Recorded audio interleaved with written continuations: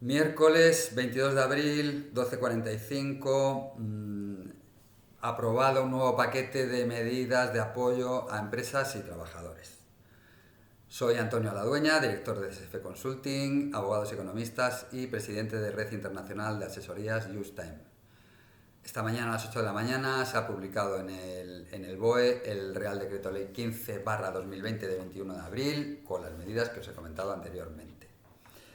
Me vais a perdonar si dirijo la vista hacia abajo en algún momento, pero es que tengo documentación en la mano, ya que el Real Decreto tiene 59 páginas y, como comprenderéis, no me ha dado tiempo a memorizar en este rato todo el contenido. Voy a tratar de transmitiros de manera muy esquemática las principales medidas que afectan a vuestros negocios.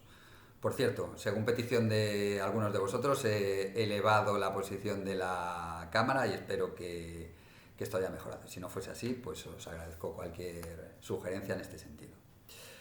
Dicho esto, entramos. En el capítulo 1, entre otras medidas, se aprueba la moratoria para arrendamientos de uso distinto de vivienda, es decir, para locales de negocio o industria. Han distinguido entre dos supuestos: cuando el propietario arrendador se le considera gran tenedor o cuando no. ¿Y qué considera el Real Decreto como gran tenedor? Pues aquellos arrendadores que tengan 10 o más inmuebles urbanos, excluidos garajes y trasteros, o bien una superficie alquilable superior a 1.500 metros cuadrados. En este caso, la medida se articula mediante un fraccionamiento de cuotas en un plazo de 2 años, siempre que no se produzca con anterioridad el vencimiento del contrato de arrendamiento. Dice la norma que una vez solicitada se deberá aplicar de forma automática por el arrendador, siempre que no se haya tomado previamente un acuerdo privado, que bueno, que en muchos casos ya sé que lo habéis hecho. El plazo para solicitarlo, según establece, es de un mes desde la entrada en vigor de este Real Decreto, es decir, desde el día 23. En el caso de que el arrendador no sea un gran tenedor, lo que establece la norma concretamente es la posibilidad de utilizar la fianza como pago de alguna o algunas de las mensualidades, en función de cuál sea el importe de la fianza, durante un año. Es decir, podemos devolver dicha fianza con un plazo máximo de un año, siempre que el vencimiento del contrato de arrendamiento no se produzca anteriormente. Exige en este sentido algunos requisitos que varían ligeramente en función de si el arrendatario es persona física o persona jurídica. Si es persona física autónoma, obviamente el local de negocio e industria deberá estar afecto a su actividad económica. Establece la norma también que el autónomo deberá estar afiliado y en alta en RETA con fecha 14 de marzo, en la cual se declaró el estado de alarma.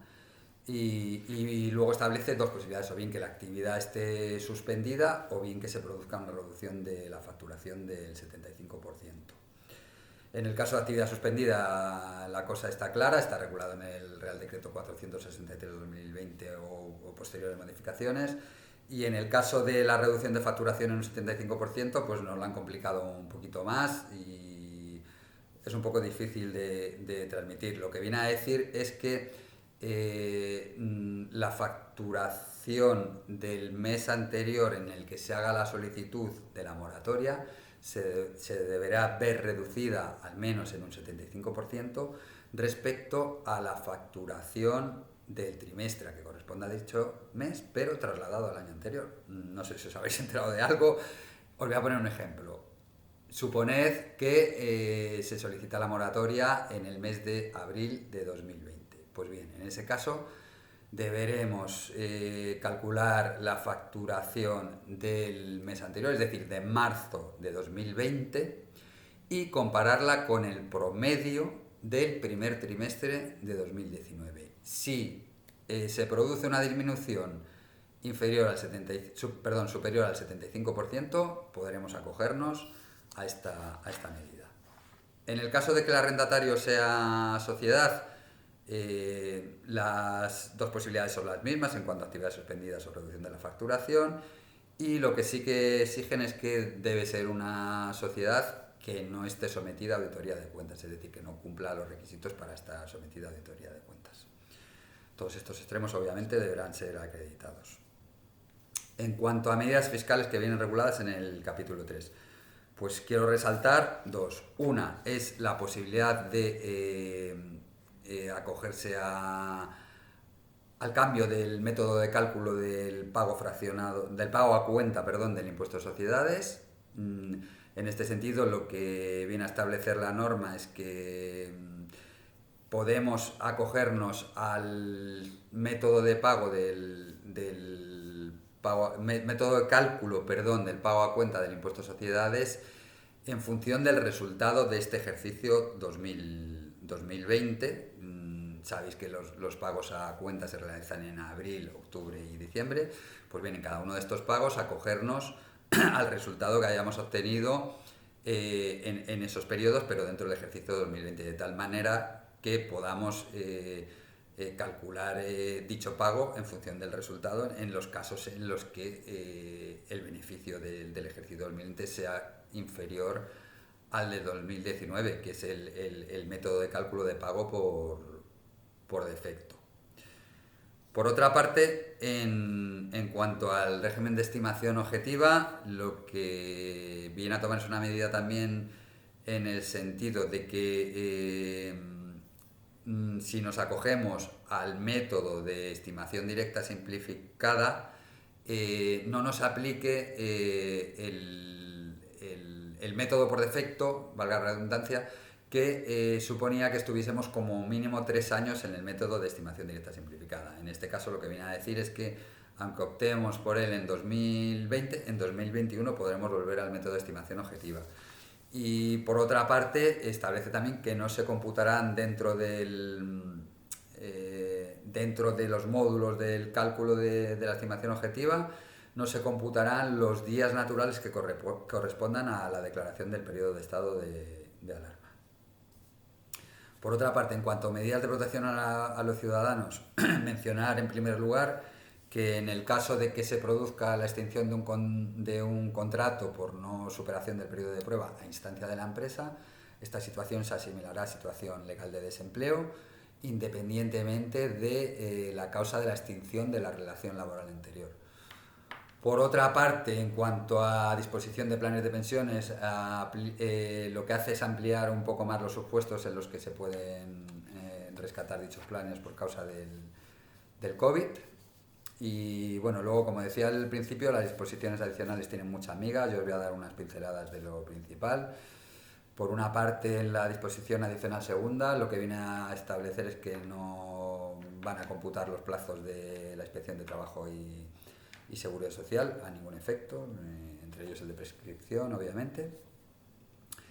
Por otra parte, viene a establecer que en aquellos casos en los que el obligado tributario esté en trámite de solicitud de financiación de ICO y lo pueda acreditar ante la agencia tributaria, no se considerará periodo ejecutivo de pago por las declaraciones del primer trimestre, sino que se podrá considerar como periodo voluntario previa acreditación.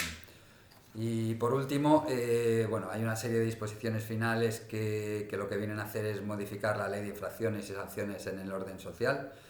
No sé si decir que para un endurecimiento, pero sí desde luego para aumentar la vigilancia en aquellos casos en que las solicitudes de cualquier tipo de ayuda y de prestaciones se soliciten indebidamente. Esto viene un poco, bueno, pues a cubrirse las espaldas en el sentido de que ahora está la administración colapsada y puede ser que haya muchas resoluciones positivas que no hayan estado comprobadas debidamente. Entonces, bueno, que amplían facultades en ese sentido para hacerlo con posterioridad. Y otra medida que, bueno, tenemos muchas dudas interpretativas de momento, lo que viene a decir es que se podrán aplicar ERTEs por fuerza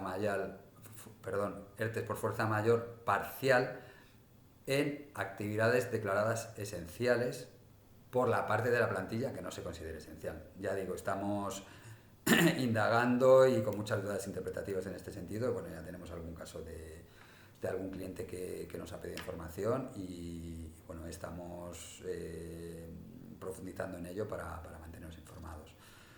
Y bueno, este es el resumen que os quiero transmitir. Os enviaremos también comunicaciones escritas y a medida que vayamos profundizando en la norma y obteniendo nuevas conclusiones, os mantendremos informados. Nada más. Salud y ánimo para todos y aquí nos tenéis para lo que necesitéis. Un abrazo.